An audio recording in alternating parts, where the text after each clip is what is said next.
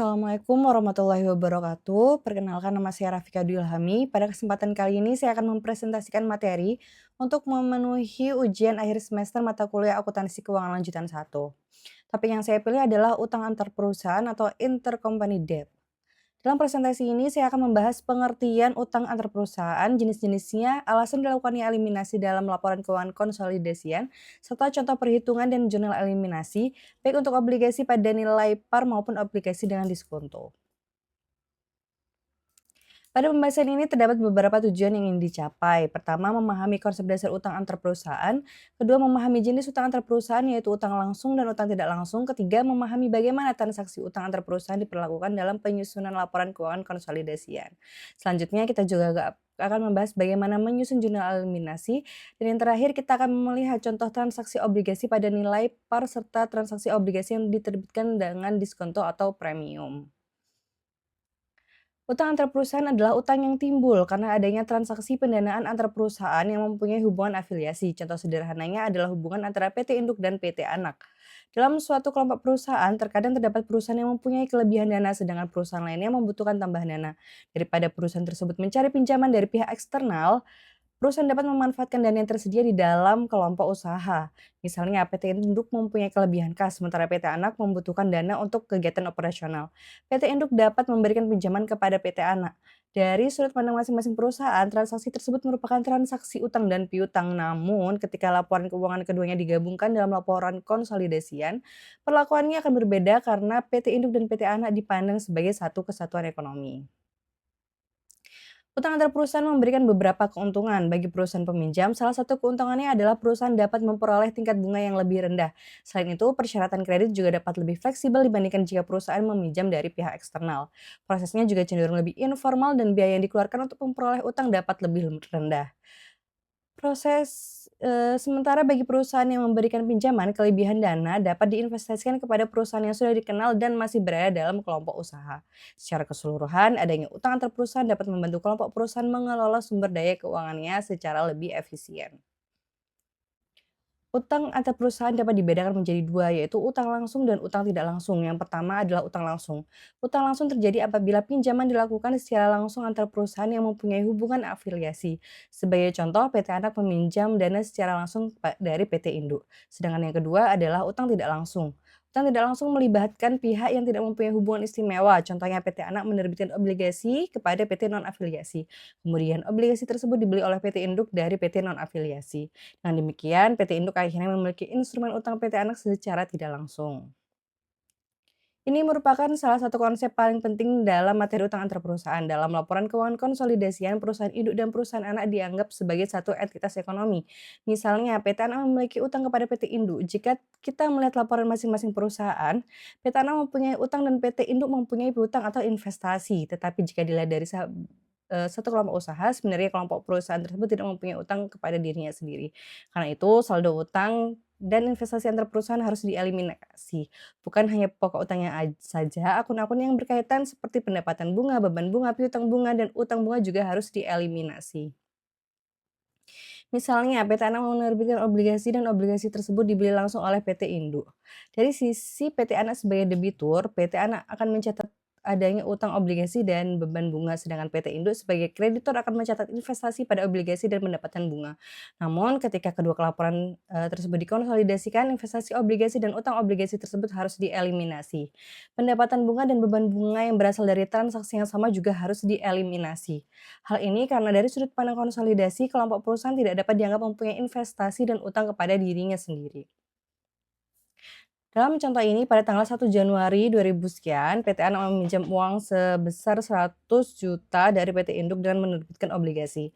Nilai nominal obligasinya adalah 100 juta, tingkat bunganya sebesar 12% dan jangka waktunya 10 tahun. Maka bunga selama 1 tahun dapat dihitung dengan mengalihkan nilai nominal dengan tingkat bunga. 100 juta dikalikan 12% menghasilkan 12 juta. PT Anak mencatat biaya atau beban bunga sebesar 12 juta, sedangkan PT Induk mencatat pendapatan bunga sebesar 12 juta. Pada saat menerima pinjaman, PT Anak sebagai debitur mencatat kas di sisi debit sebesar 100 juta dan utang obligasi di sisi kredit dengan jumlah yang sama. Kemudian ketika mengakui bunga, PT Anak mencatat biaya bunga sebesar 12 juta. Di sisi lain, PT Induk mencatat investasi dan obligasi sebesar 100 juta dan mengurangi kas sebesar 100 juta. Kemudian PT Induk mengakui pendapatan bunga sebesar 12 juta. Jadi dari masing-masing laporan perusahaan kita dapat melihat adanya hubungan antara investasi dengan utang serta pendapatan bunga dengan beban bunga. Namun, hubungan tersebut nantinya akan dieliminasi pada saat penyusunan laporan konsolidasian. Pada saat konsolidasi terdapat dua jurnal eliminasi utama. Yang pertama adalah eliminasi pokok utang. Jurnalnya adalah debit utang obligasi sebesar 100 juta dan kredit investasi pada obligasi sebesar 100 juta. Kemudian yang kedua adalah eliminasi pendapatan dan beban bunga. Jurnalnya adalah debit pendapatan bunga sebesar 12 juta dan kredit biaya atau beban bunga sebesar 12 juta. Karena jumlah pendapatan dan beban bunga sama, eliminasi ini tidak mengubah laba bersih konsolidasi.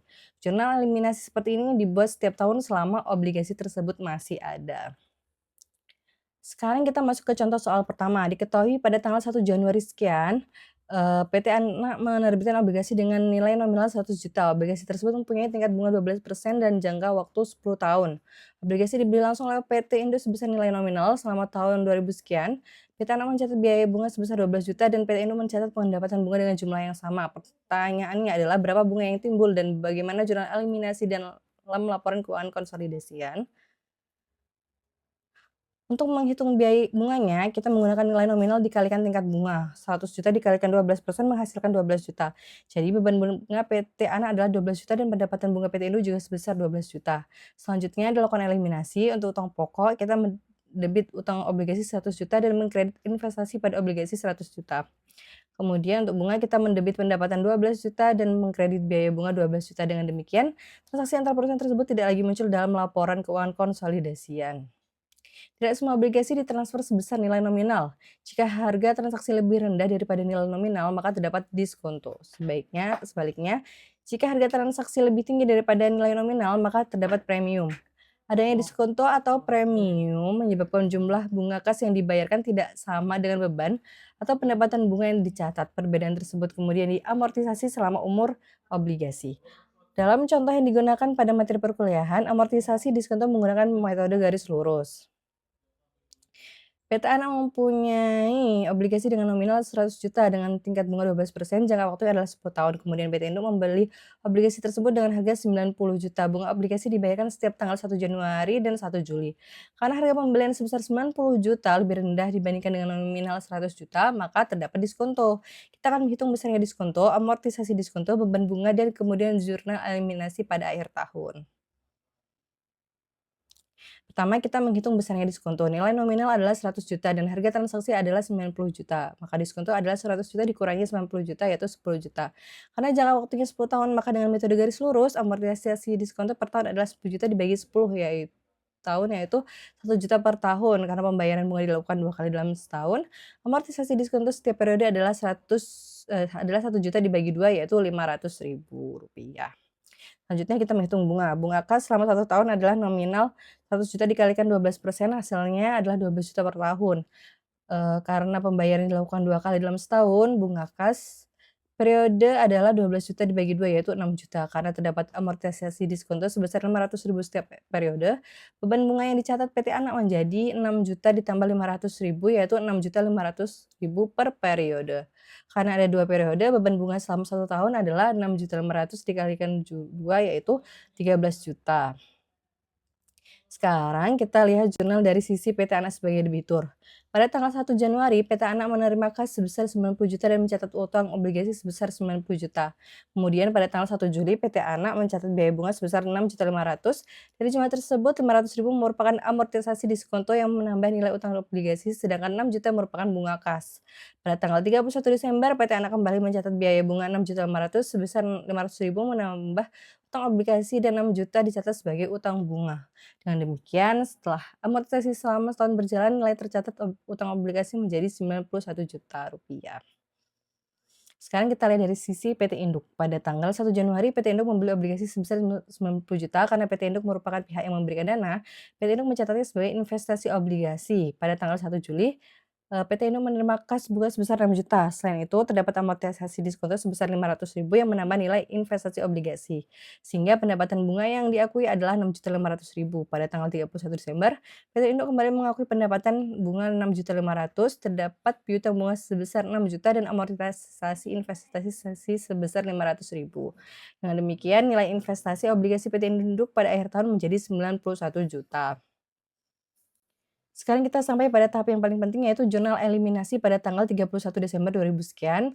Pada akhir tahun saldo utang obligasi PT Ana adalah 91 juta dan saldo investasi obligasi PT Indo juga 91 juta.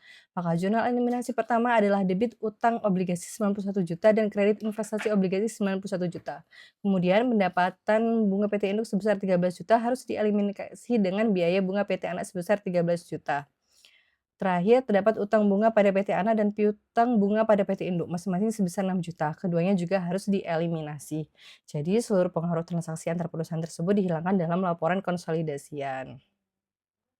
Berdasarkan pembahasan yang telah saya jelaskan, dapat disimpulkan bahwa utang antar perusahaan merupakan transaksi pendanaan antar perusahaan yang mempunyai hubungan afiliasi. Utang antar perusahaan dapat berupa utang langsung maupun utang tidak langsung. Dalam laporan keuangan konsolidasian, perusahaan induk dan anak dipandang sebagai satu entitas ekonomi. Oleh karena itu, utang dan investasi antar perusahaan harus dieliminasi. Tidak hanya pot utang, tetapi pendapatan bunga, beban bunga, piutang bunga, dan utang bunga yang berasal dari transaksi antar perusahaan juga harus dieliminasi. Apabila terdapat diskon atau premium, amortisasinya harus diperhitungkan terlebih dahulu sebelum dilakukan eliminasi. Sebagai penutup, ada beberapa hal yang perlu kita ingat. Dari sisi PT Induk, biasanya kita akan menemukan akun investasi obligasi, pendapatan bunga, dan piutang bunga. Sedangkan dari sisi PT Ana terdapat utang obligasi, beban bunga, dan utang bunga. Pada saat konsolidasi, akun-akun tersebut saling dieliminasi. Jadi cara paling mudah untuk mengingatnya adalah investasi dengan utang dieliminasi, pendapatan dengan beban dieliminasi, piutang dengan utang juga dieliminasi. Demikian presentasi saya mengenai utang antar perusahaan atau intercompany debt. Terima kasih atas perhatian yang diberikan. Wassalamualaikum warahmatullahi wabarakatuh.